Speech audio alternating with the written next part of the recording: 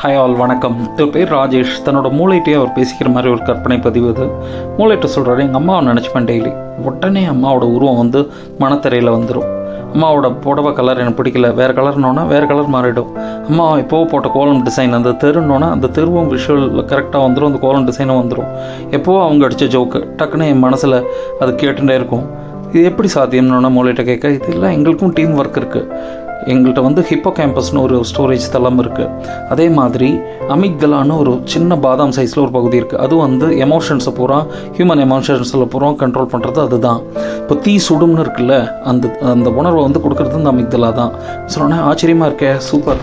அதே மாதிரி எனக்கு இன்னொரு டவுட் இருக்குது. நான் கொடுக்குற கமெண்ட்டை அம்மானு நீ கமெண்ட் சேவ் பண்ணி டிஸ்பிளே கொடுக்குறேன்னா கம்ப்யூட்டரோட தந்தை நீயாக தானே இருக்கணும். சார்ல்ஸ் பாப்பேஜ் எப்படி இருக்க முடியும்னு, சார்ல்ஸ் பாப்பேஜ் தான் என்ன ரிசர்ச் பண்ணி அதை வந்து மக்களுக்கு புரியும் வண்ணம் அதை இயந்திரமாக கொண்டு வந்திருக்காருல, அதனால் அவர் பேர் போட்டுருக்காருண்ணா. ஓ சூப்பர்.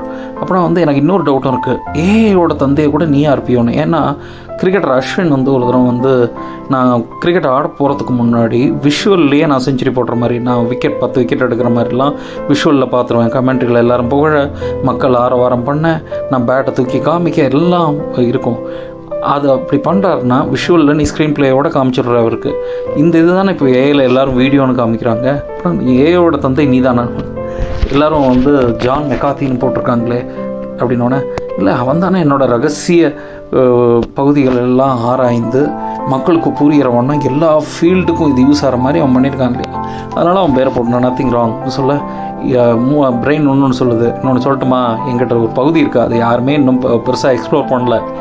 என்னன்னு சொல்லுவா பொண்ணோன்னே நான் சிரிச்சுனே சொல்கிறான், ட்ரீம் தானே என்ன. Yes exactly. நீ ட்ரீமை ரிசர்ச் பண்ணு, அதுக்கு நிறைய ஸ்கோப் இருக்குது. இன்னும் எக்ஸ்ப்ளோர் ஆகாத ஏரியா நிறைய இருக்குது. அதை நீ ரிசர்ச் பண்ணிட்டு தந்தைன்னு போட்டுக்கோ என்ன நினச்சின்னு சொன்னோன்னே சிரிச்சுனே இந்த பதிவு முடியுது. இது மாதிரி நல்ல தகவல்களுக்கு, அதே மாதிரி யூனிக் இன்ஃபர்மேஷன்ஸுக்கு, கவிதைகளுக்கு ராசகவி சேனலை சப்ஸ்கிரைப் பண்ணுங்கள். நன்றி.